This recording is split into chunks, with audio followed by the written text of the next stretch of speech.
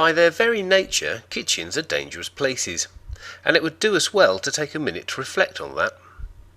Kitchens are places where food is prepared using tools with razor-sharp edges, using heat in the form of flame, conduction or steam. A place with machines which use electricity, machines which use chemicals of varying toxicity and corrosiveness. A place where your working surfaces are surrounded by potential hazards. Even something as simple as a wet floor provides a hazard. As a catering professional, you must be aware of and act upon any potential hazard. It is your duty to yourself, to your kitchen colleagues, and to your employer. The first rule of kitchen behaviour must always be safety. Make sure you are aware of the hazards, and if you see a potential hazard, make sure you act in reporting it. Never assume somebody else has acted to do so before you. If they have, well, so well and good. If they haven't, you may be, in your actions, be saving someone's life, limb, or livelihood. Every kitchen you work in will have a range of signs which give valuable information which you should know. Blue signs are mandatory signs. You must obey their instruction. Yellow signs are warning signs. They make you aware of possible dangers. Red signs are prohibiting signs, telling you what you must not do.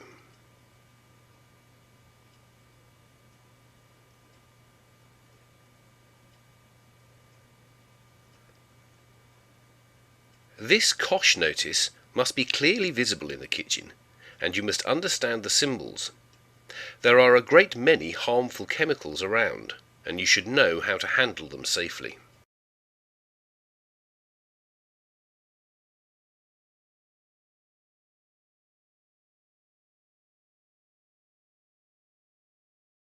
Further information about all the chemicals and materials used in the kitchen can be found on safety data sheets.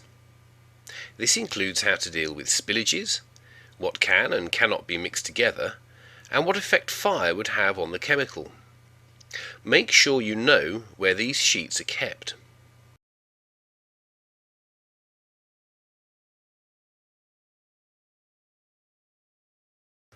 Another source of information in the kitchen is the folder holding details of all the machinery and equipment. No one should use equipment unless they have been trained in its use.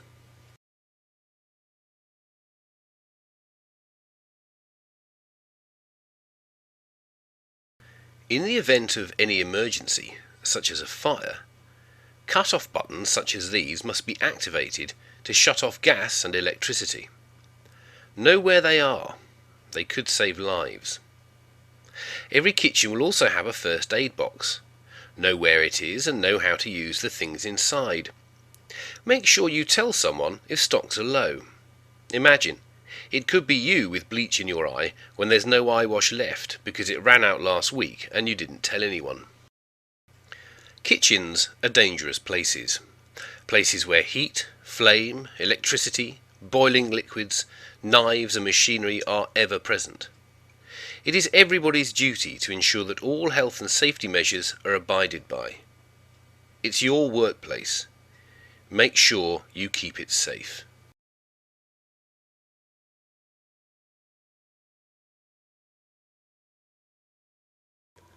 The efficient storage of food is critical to any catering establishment.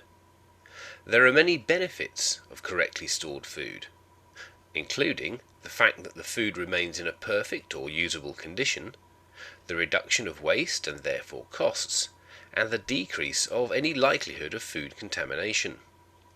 The simplest method is to ensure that wherever possible, food is covered up to prevent possible infection from dust and flies.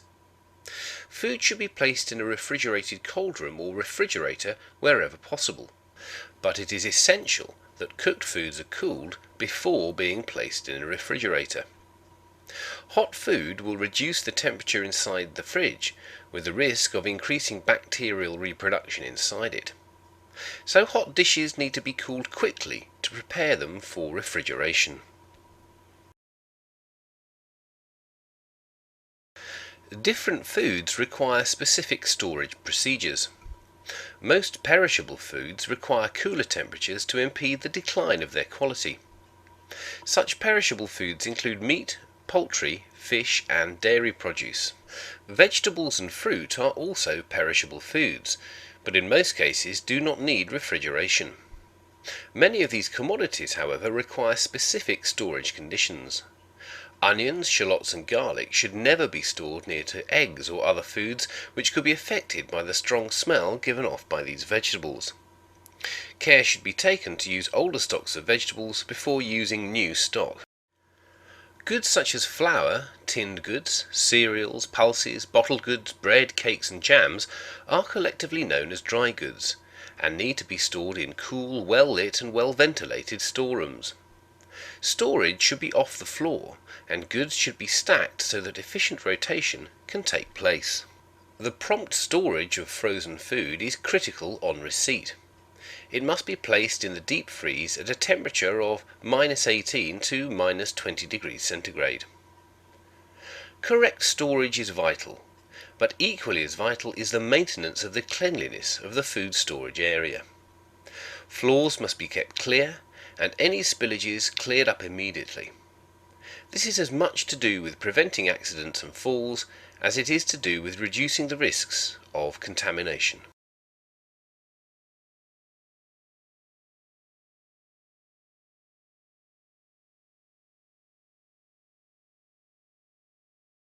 Food contaminated by bacteria is the most common cause of food poisoning.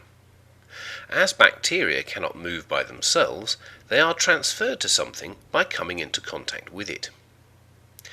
Cross-contamination takes place when bacteria are transferred from contaminated to uncontaminated foods via hands, boards, knives, etc. As with your own personal hygiene, your responsibility to the customer and to your employer is to ensure that such cross-contamination does not take place. There is a range of accepted practices to make sure that cross-contamination is minimized. You must know them, and you must abide by them. Food poisoning bacteria is present in the soil, so all fruit and vegetables must be washed thoroughly before preparation. A light wash is not good enough. The commodity must be clean. Obviously, this applies even more to root vegetables which actually grow in the soil.